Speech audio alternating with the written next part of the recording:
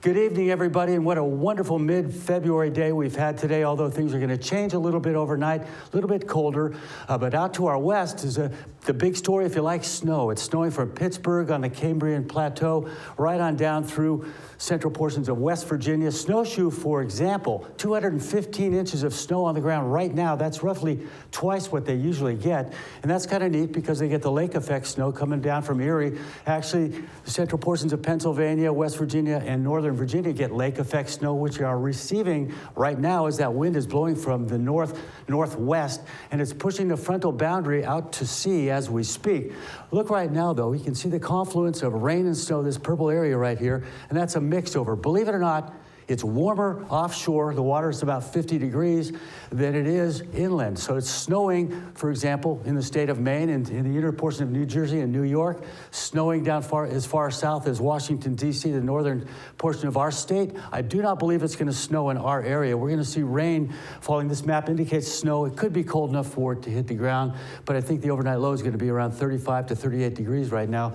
And look to the east of us. It's all rain. So down to the eastern shore, rain there, Chickadee Island, out down into the Hampton Roads area. Rain overnight tonight, but it will clear off. And look at this whole mess as it moves to the east-southeast of us. You can see this clear air over the Great Lakes. That's also very cold air. What will happen over the next 48 hours is this whole mess is going to move to the east-southeast at about 15 to 20 miles per hour. So we're going to see a clear sky on Saturday and Sunday, but also cool temperatures. So the overnight lows maybe down to the upper teens, believe it or not, and the afternoon highs barely hitting freezing. That's 32 degrees, and there's nothing after this mess moves offshore, so I think we're going to look forward to a fairly tranquil end of this month. And what do they say? April showers bring May flowers, and I think we will continue to see above average rainfall, maybe a little bit more snow this season, but that's the biggest El Nino we've had since 76, 77, so it's been a long time.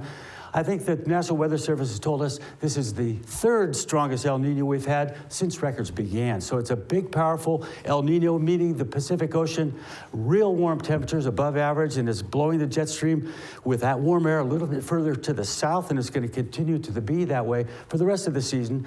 And that is why we will see the higher than average temperatures and the higher than average amounts of rainfall falling. Now that's it for this evening. Please stay tuned.